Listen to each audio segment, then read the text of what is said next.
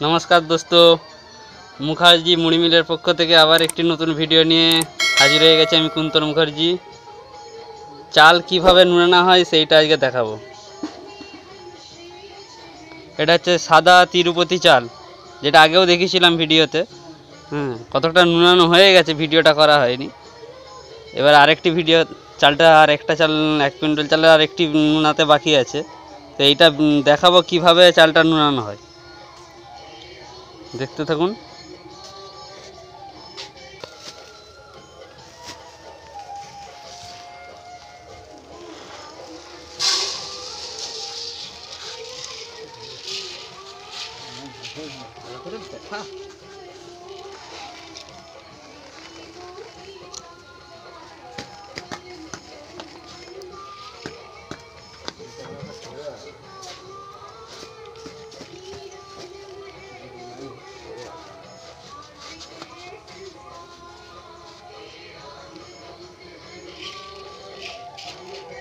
চালটা ঢেলে নিলাম।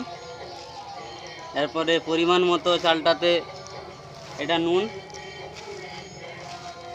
সল্ট দেখা যাচ্ছে, নুন এটা 50 গ্রাম, আন্দাজে 40 থেকে 45 গ্রাম দিলেও অসুবিধা নেই। আন্দাজে দিয়ে নুনাবো চালটাকে।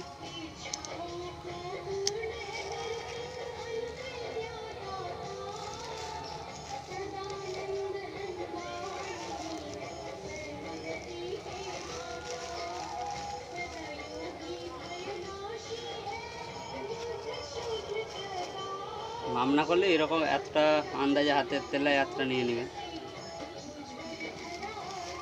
এটা আমার আন্দাজ করাই আছে।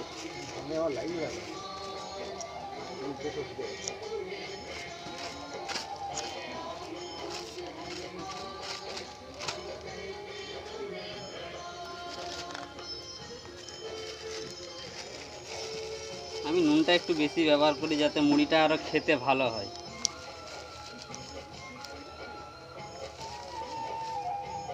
কুনো চালটাতে একটু কম দিয়ে দিই, কুনো চালটাতে একটু বেশি দিই, যাতে মানে পরিমাণটা ঠিক থাকে সবারই খেতে, কারোরই খেতে যেমন না অসুবিধা।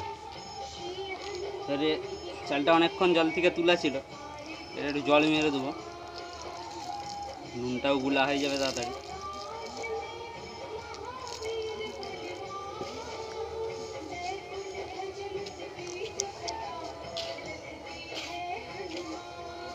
আর 1 কুইন্টাল চালই হোক, 2 কুইন্টাল চালই হোক, যাই নুনায় হাতেই নুনানো, হাতেই মিলা। যেমন আপনারা অনেক ভিডিওতে দেখেছেন পায়ে করে চালটা নুনাচ্ছে, চালটা পায়ে করে ধুচ্ছে। অল্প চাল তো, ওর জন্য করতে হয় না। তো এটারও একটা উপায় আছে করার, কিন্তু খরচা বেশির জন্য কেউ করতে চায় না। অন্যভাবেও চাল নুনানো যাবে, যে হাতে পায়েতেই নুনাতে হবে তার কোনো কারণ নেই।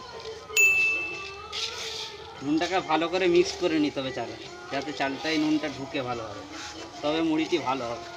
তাতে কিছুই দেওয়ার দরকার নেই, না সোডা জল, না হাইড্রো, না ইউরিয়া, কোনো কিছুরই মেশানোর কোনো প্রয়োজন নেই।